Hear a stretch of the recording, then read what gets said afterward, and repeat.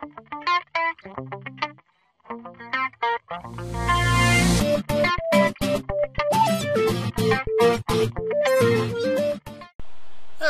everyone, this is Day Trader Matt with businesswithtrading.com doing a market recap for Friday the 13th of July. And basically the markets gapped up, little gap, and then just took off. And taking off, you really didn't have room to get in. We did one trade today. We made 2.5 points or 10 ticks. Maximum profit potential was 8 points or 32 ticks. Basically, we watched the market go up, and when it came down, we got long, and then we, took profit way too early. But we did take profit, and then the market just kept creeping higher into the 12 o'clock hour. So maximum profit potential of 8 points. We only grabbed 2.5. It's yeah, we could have gotten more, but it is what it is. We made profit. That's all that really matters in the end, is that you made profit. Yeah, you could have made more, but it doesn't matter. At least you didn't lose anything. That's the way I look at it, and that's the way you should look at it. But anyway, that's what happened. 2.5 points. Not the worst day in the world. But with that, I'd like to encourage everyone to stop by and check out our website at www.businesswithtrading.com. Every day we focus on the ES, or the S&P Futures, whatever you want to call it. ES is a ticker symbol. It's my favorite market to trade, and I know I say that a lot, but it really is. That's why I decided to focus the whole website on the ES. It is challenging at times, but I think it's the best vehicle to make consistent profit on. Yeah, there are definitely arguments out there. Some people like different markets, but some people are suited for different markets. I always say that trading is not for everyone, and my trading style is not for every trader, and I do wholeheartedly believe that. And that's why I started offering my coaching program. I can coach traders, and I don't have to necessarily box them into my style. I can coach them with any style, and I do know other styles of trading. It's just you have your preferred style and it works, and if it works, why change it? It's you don't have to. Not in trading. If you're producing vehicles and your vehicle is number one, you have to constantly come up with new ideas to create the next best vehicle, because there's always someone trying to make a better vehicle than you make. This is very apparent if you've been alive for over 30 or 40 years, or if you just pay attention to the history of vehicles. And I'm not gonna get into that, because that's not what I'm trying to talk about, but I'm just using that as an example. If you look at the history, you'll know what I'm talking about. But in trading, you find what works, and then you stick with it. So it is a different concept, and it's not a concept that a lot of people would readily gravitate to.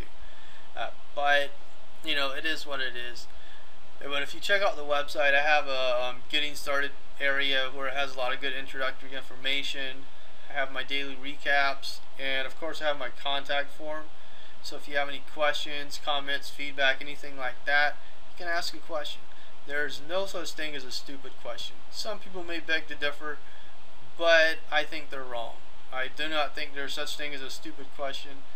I guess the only stupid question would be the question that you keep inside of you and you don't ask. If you don't know the answer, ask the question. I was once a new trader, and I once was not good. Could be an understatement, but we were all once traders who were not good at it, and then we became good at it, or at least that's the goal anyway, is to become good at it. So ask the question, or if you want to check out the site but you're not sure, ask the question. I'll set aside some time and we can chat, and it's either for you or not, but that's what this site is all about. It's all about education. It's about trying to help people. It's yeah, I charge money for my services, because if I didn't, and if it was free, would people really take it seriously? And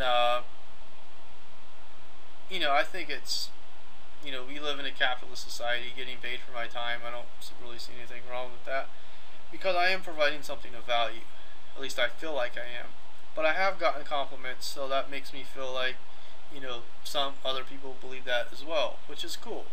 I don't want to really ramble on and make this a 20-minute video or anything like that. So let me go into the news for next week. We'll get an idea of what we're looking for. And here's what we're seeing. A lot of European news Monday morning, so that'll drive the markets a little bit. CPI, Italian trade balance, you know, blah, blah, blah.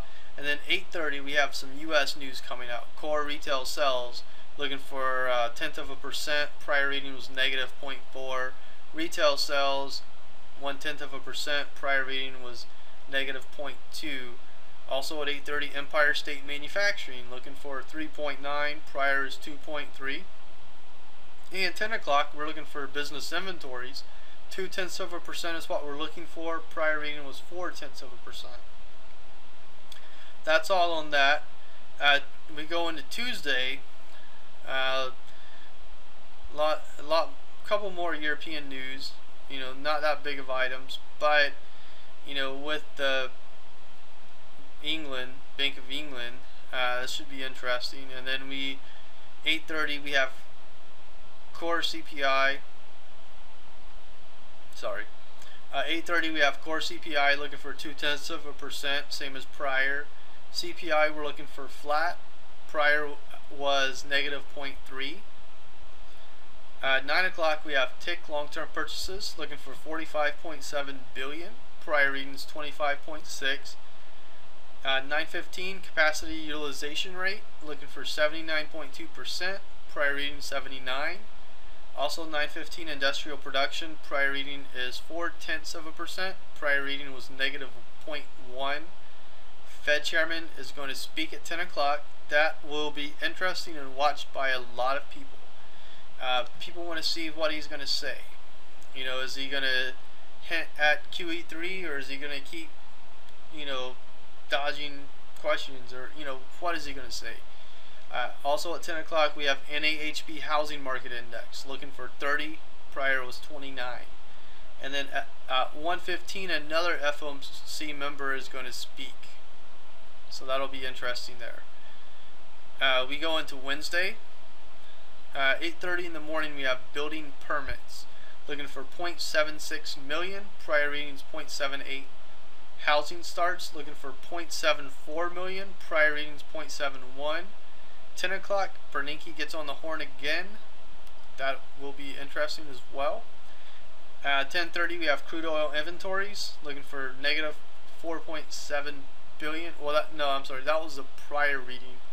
We're not looking for anything because it doesn't really matter unless you trade oil. 2 o'clock, we have the beige book, and that will be interesting, especially if it coincides with what Bernanke says Wednesday and Tuesday. Thursday, we have 8:30 unemployment claims looking for 370. Prior reading was 350.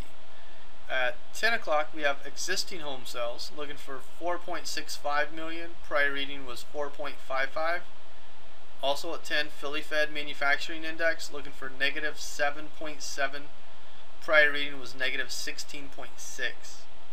Also, CB Leading Index looking for -0.1%. Prior reading was +0.3. And 10:30, natural gas storage. Prior reading was 33 billion. Then we go into Friday and we have no news at all. So that, you know, it'll be interesting into the week. But we have a ton of news next week. So we'll definitely be ready for that. With that, I hope everybody did enjoy the video. If you did, please click the Twitter, Facebook, and like buttons. Appreciate that support in a big way, everyone. And if you didn't enjoy the video, thanks for watching anyway. You can always email me and let me know why if you want. But with that, have an awesome weekend, and I'll see everyone next week in the markets. Thank you.